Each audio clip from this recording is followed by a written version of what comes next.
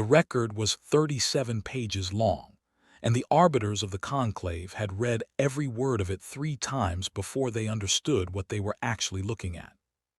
Not the content, the date. The treaty banning human biological recursion weapons had been signed on the 14th cycle of the Accord calendar. The document in front of Senior Arbiter Vessel of Measured Thought, the one that should not have existed, the one with the human designation stamped across its upper corner in their jagged, asymmetrical script, was dated 6 cycles earlier.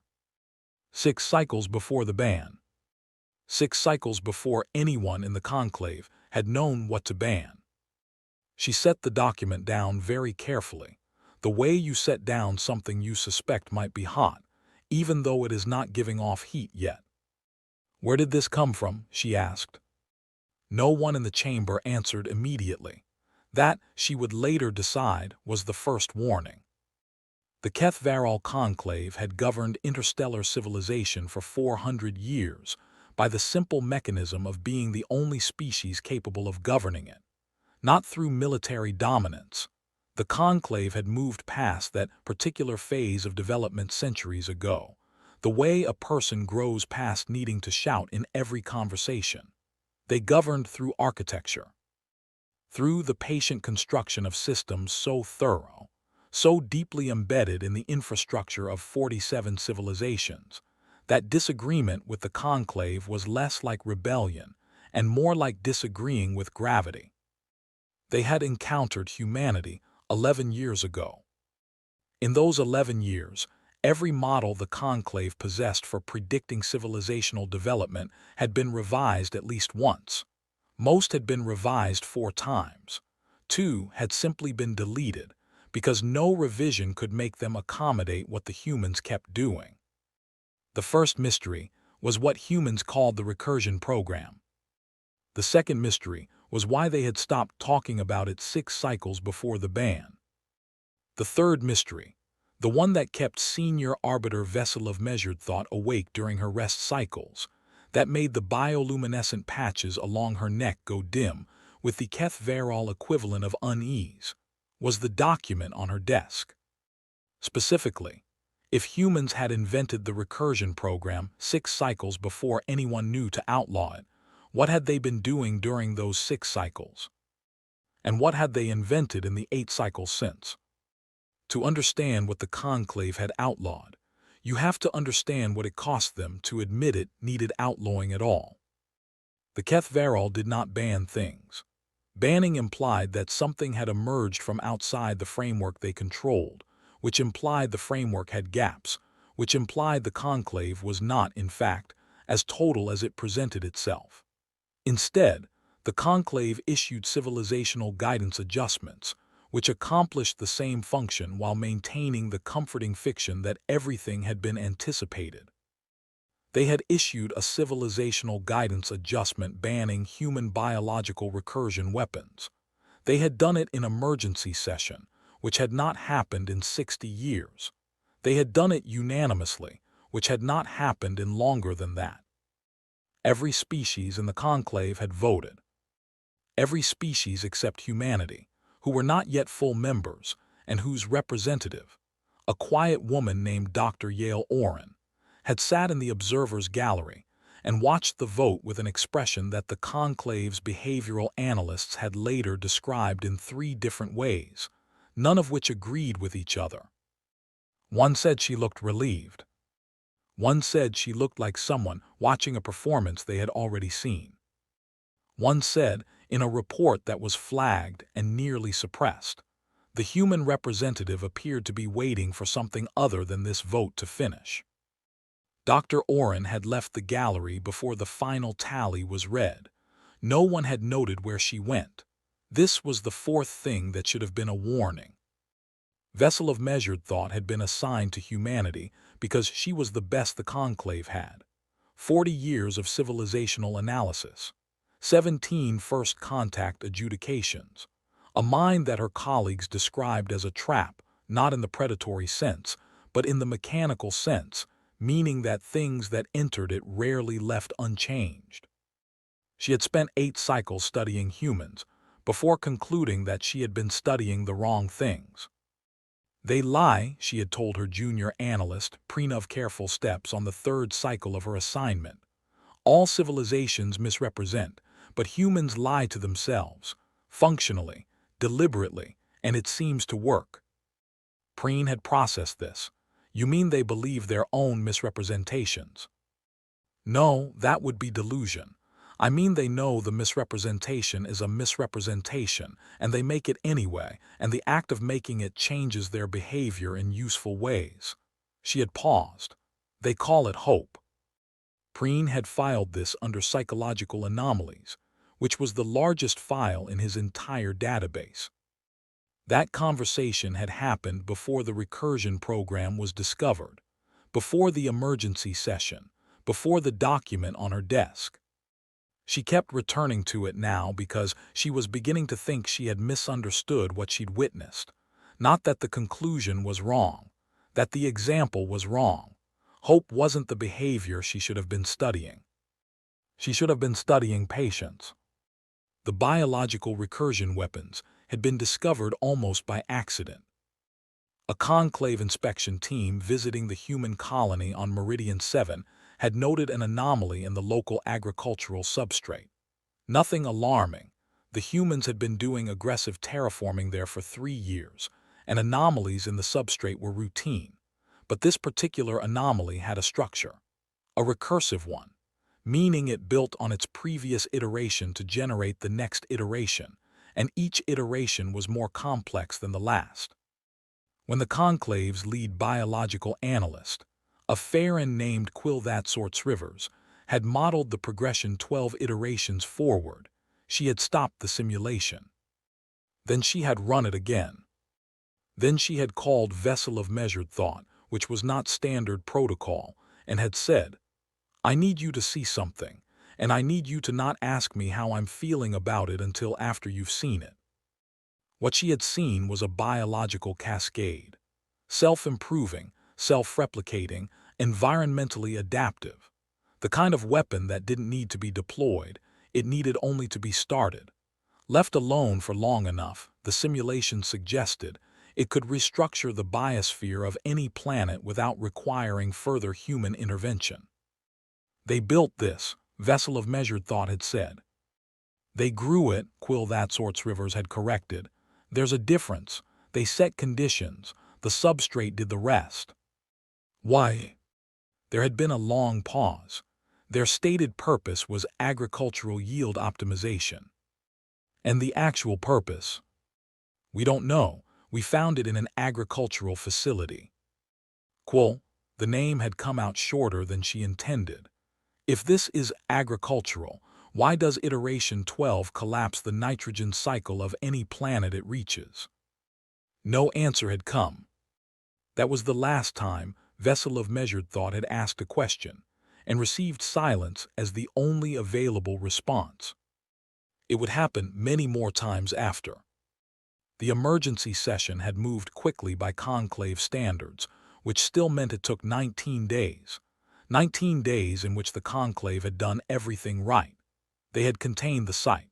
They had interviewed every human worker. They had received politely cooperative answers to every question, which was itself alarming. Humans were rarely this cooperative unless they wanted you focused somewhere specific. Dr. Yale Oren had been called to the preliminary hearing on day 7. She was shorter than Vessel of Measured Thought had expected. That was a meaningless observation. Human size was not correlated with threat level, a mistake the conclave had made early and corrected. But something about her physical smallness against the carved stone of the conclave chamber made the meeting feel wrong-scaled in a way she couldn't identify. Dr. Oren, the hearing officer had begun, are you aware of the substrate anomaly discovered at Meridian 7? Yes, she had said. Are you aware that our projections suggest this substrate, if unchecked, could become a civilization-ending biological cascade? A pause, not the pause of someone searching for an answer. Yes. Can you explain why this was developed? Dr. Oren had looked at the ceiling briefly, a human gesture that meant, apparently, many different things depending on context, and then back down. We were trying to solve a food security problem by developing something capable of destroying planets. By developing something capable of feeding them, the cascade effect was she stopped, emergent. You didn't anticipate it. We anticipated it by iteration 4. Her voice hadn't changed. We stopped it at iteration 4. The room had gone very still. You stopped it, the hearing officer had repeated slowly. We identified the cascade parameter, we isolated it, we removed it from the agricultural lineage. She paused. What you found on Meridian 7 was a backup of the pre-corrected version, an archive. We kept it for research purposes. You kept a civilization-ending biological weapon in an agricultural facility. We kept an archived research file in a storage system that happened to be located in an agricultural facility. Her tone remained careful, even. They're the same thing described differently. Vessel of Measured Thought had watched the hearing officer struggle with this, with the fact that both statements were technically true, and had felt the first small shift of something she did not yet have a name for. She named it later, recalibration. The ban passed.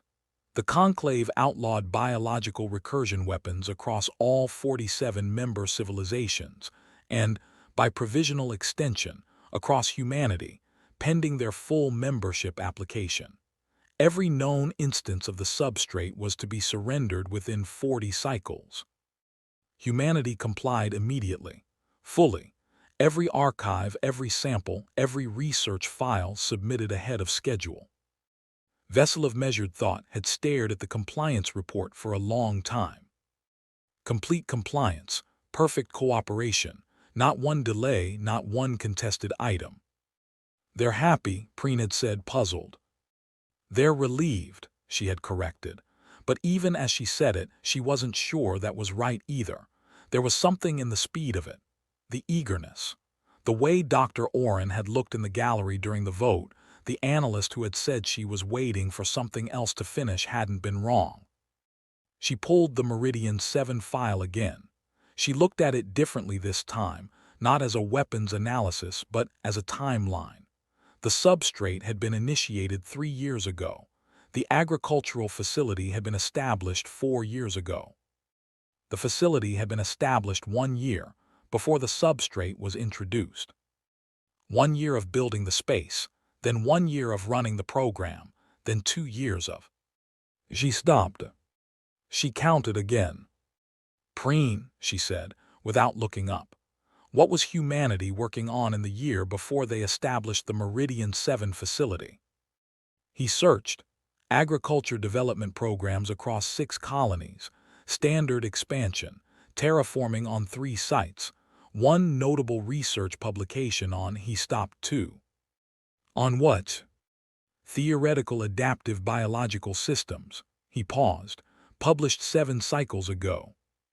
6 cycles before the ban. 1 cycle before they built the facility they used to develop what the ban addressed. They published the theory, she said slowly, before they built the experiment. Yes. And the theory is public. It was presented at the Conclave's own science exchange. She sat back. The chamber suddenly felt colder than it was. They showed us the map before they built the road. Preen did not respond, which was his way of confirming something he couldn't argue against. And then, she continued, they gave us the road. She looked at the compliance report, at the speed of it, at the eagerness of it, very quickly. Is that suspicious?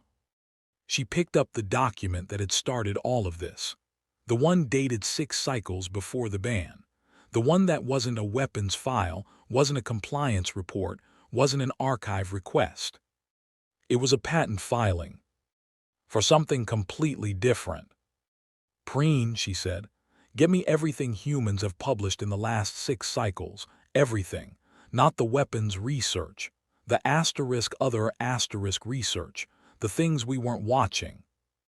The document was a patent application.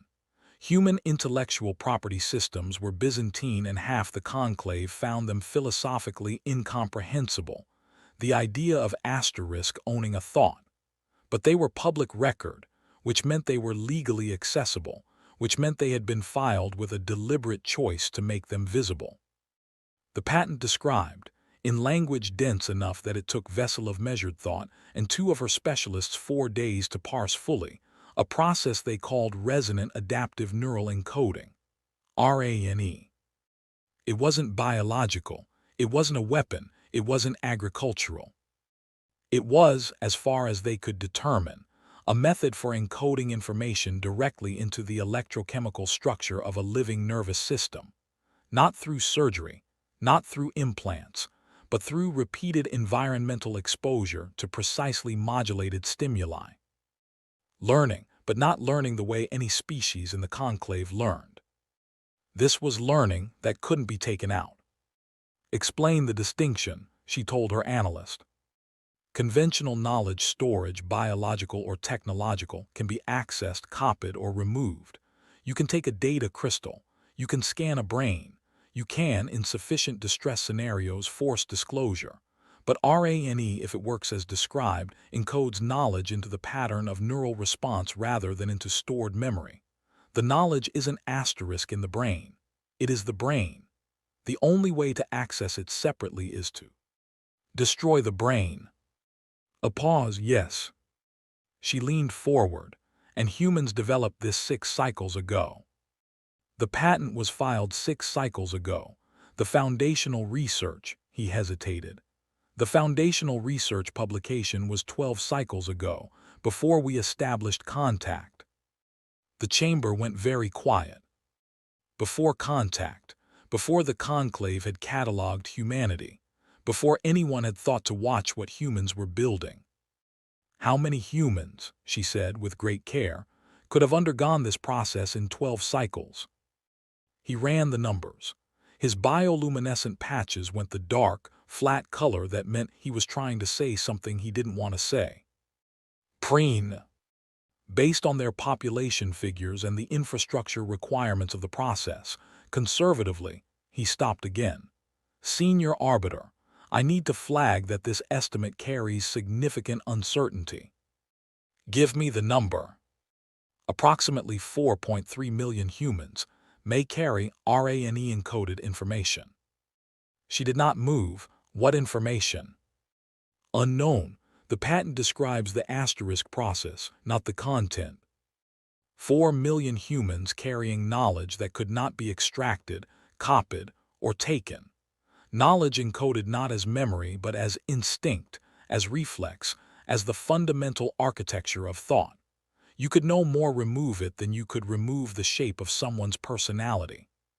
She looked at the date on the document again. 6 cycles before the ban. They had handed over the recursion weapons quickly, easily, completely. And somewhere in those same cycles, 4 million humans had been quietly encoded with something the conclave didn't know existed. We watched the wrong hand, she said. The report she wrote took 9 days.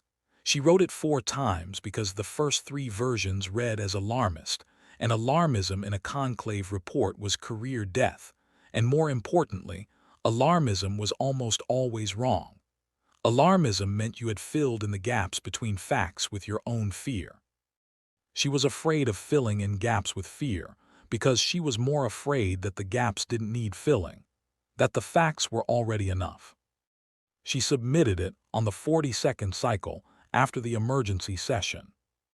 The response came in 2 parts, which itself told her something. Conclave responses were usually single unified documents. Deliberation was internal. Consensus was presented as complete. 2 parts meant internal disagreement significant enough that it couldn't be homogenized before reply. The first part reassigned her to a different portfolio, politely, with commendation for her work. The second part, arriving 6 hours after the first, was unsigned. That had never happened in her career. Unsigned documents didn't exist in conclave protocol. It contained 2 sentences. You are correct that the RANE process exists and has been applied to a significant human population.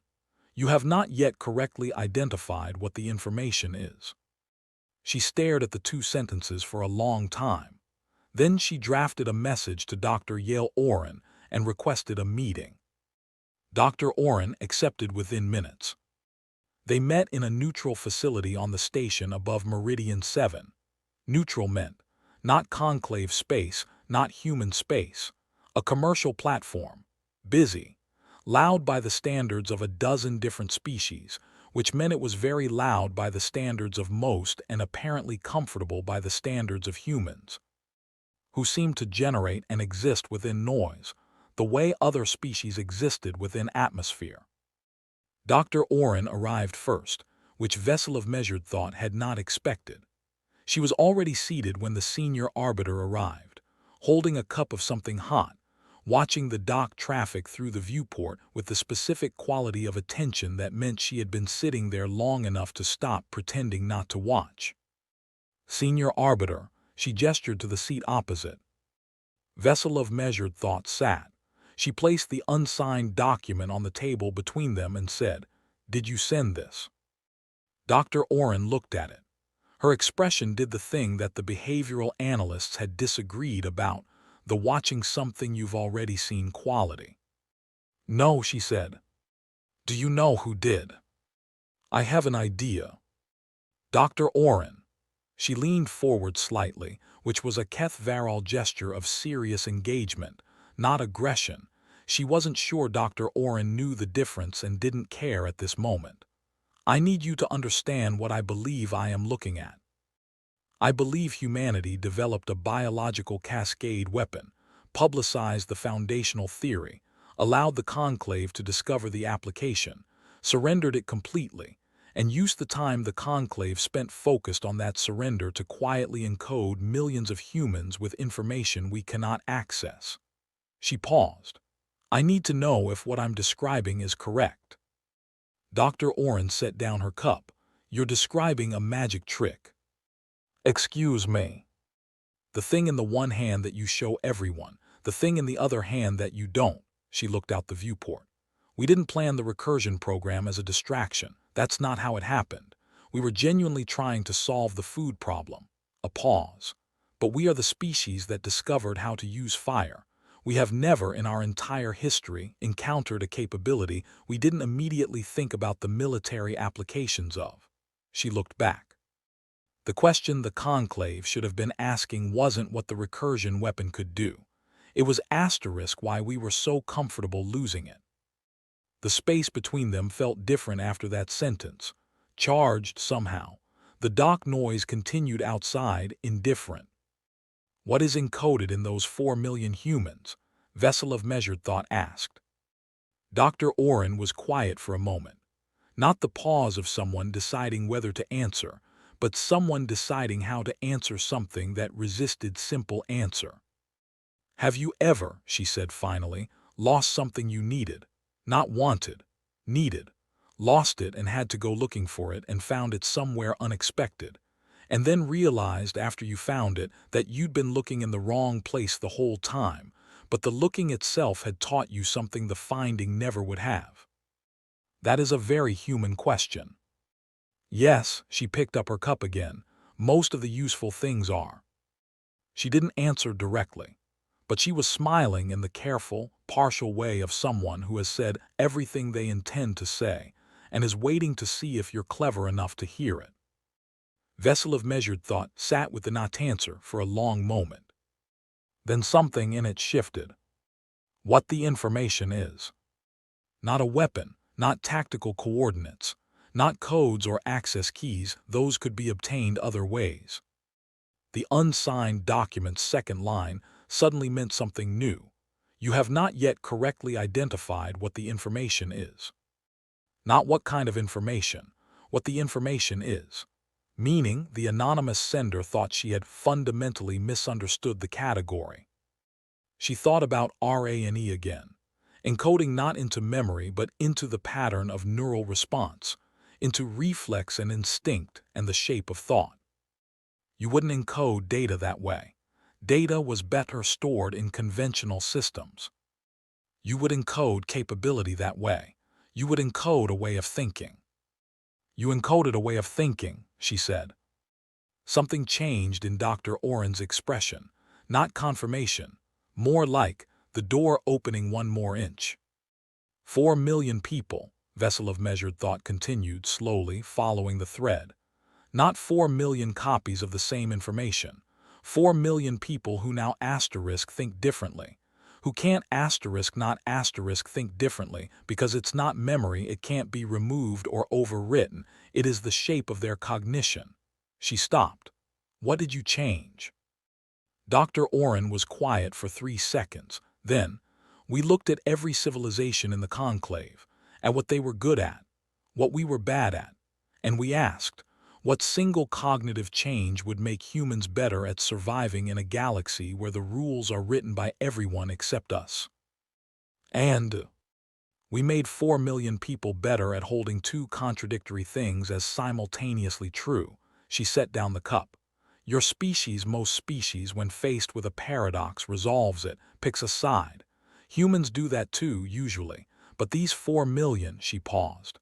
They can hold the contradiction open, indefinitely, without resolving it, without needing to.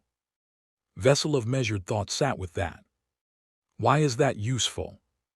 Because every negotiation in the conclave is built on the assumption that a party with contradictory interests will eventually choose one. She looked out the viewport again. We now have 4 million people who won't, who can't, not because they're stubborn, because to them, both things are simply and completely true at the same time. A pause. The conclave's entire diplomatic architecture assumes a being who will eventually collapse to a single position under sufficient pressure. These people won't collapse. You can't design a pressure that collapses something with no single position to collapse to.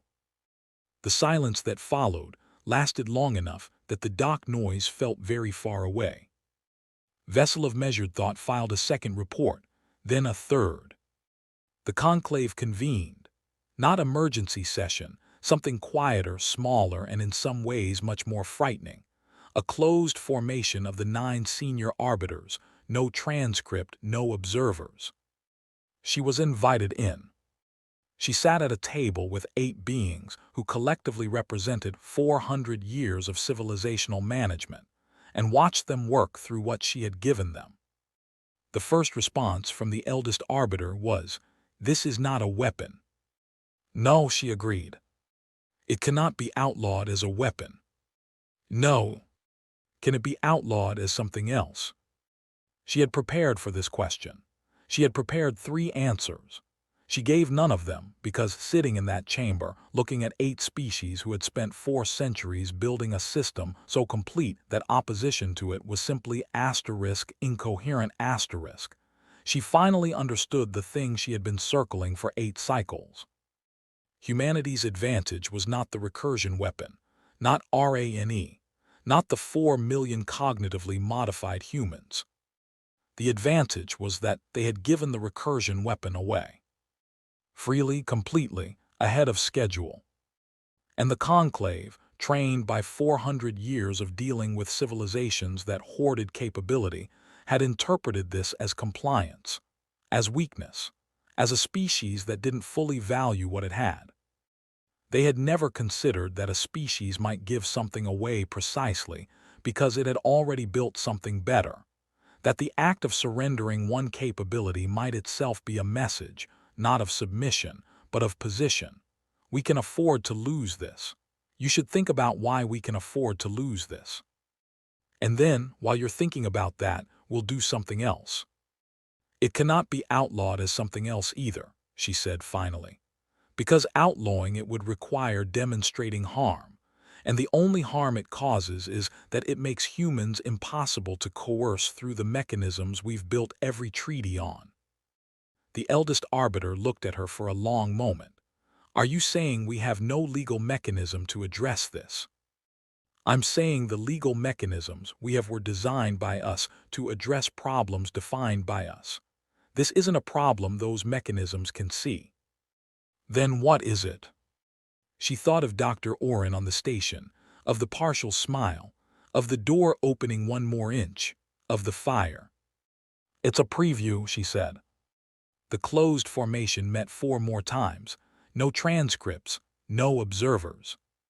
In the 6th cycle after Vessel of Measured Thought's second report, the conclave issued 3 things simultaneously.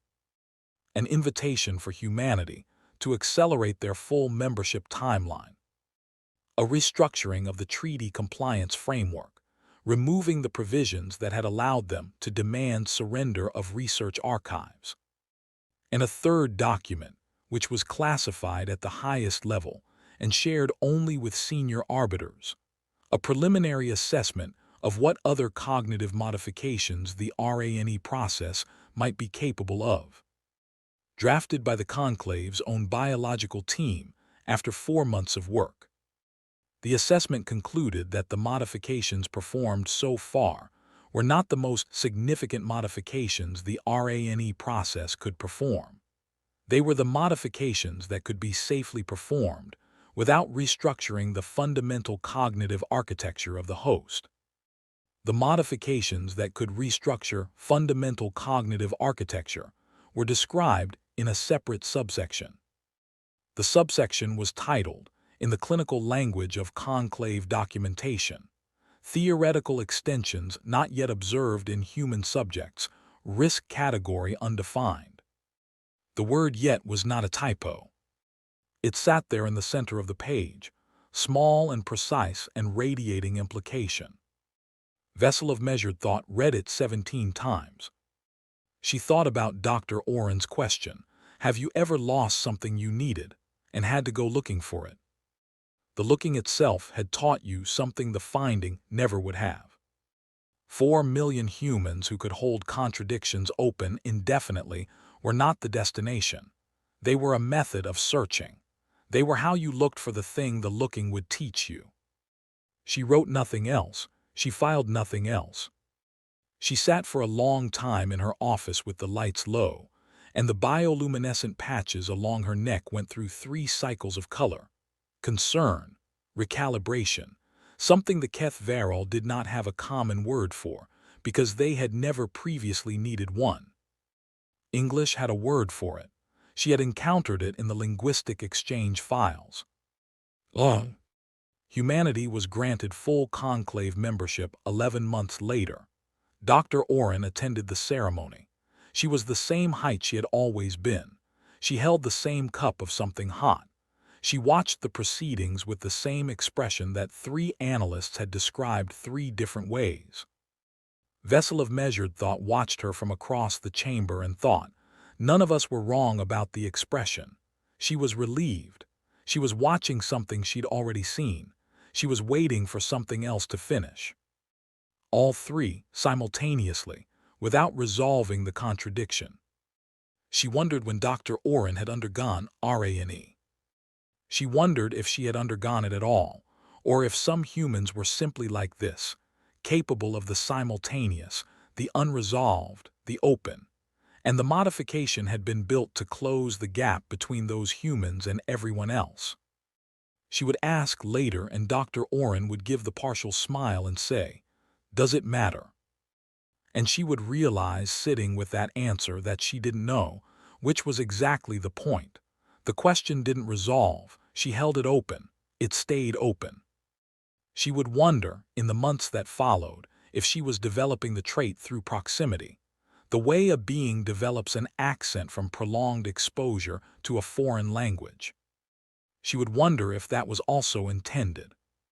This was the thing that kept her working late, that kept her files on humanity growing past any other civilizational dossier in the Conclave's history, that kept her returning to the image of a woman in a gallery watching a vote she had already anticipated, not because it was alarming but because she couldn't stop, couldn't close it, couldn't resolve it. What had humans done? They had given away their greatest weapon before anyone knew to outlaw it, and built something else before anyone thought to look, and that something else was not a weapon at all. It was a way of thinking. It was the capacity to hold open what every other species spent their cognitive energy closing. And the asterisk next asterisk thing, the theoretical extensions, risk category undefined, that was still out there, still growing the way a substrate grows, each iteration more complex than the last. The galaxy had outlawed the recursion weapon and felt, briefly, safer. It was not safer. It had simply been looking at the right hand. 4.3 million humans walked through the galaxy carrying a way of seeing that couldn't be removed, couldn't be accessed, couldn't be outlawed because it wasn't a thing. It was a posture of mind. And behind them, in laboratories and research files and patent applications filed in plain sight, something else was being built, was being *grown*, in the patient and geological way of a species that had started with fire and never once in all their history decided they were finished. They were not the strongest species in the galaxy. They were the species for whom finished was not a concept that had ever fully translated. Vessel of measured thought closed the last file. She opened it again. She understood, finally, that this was the correct response.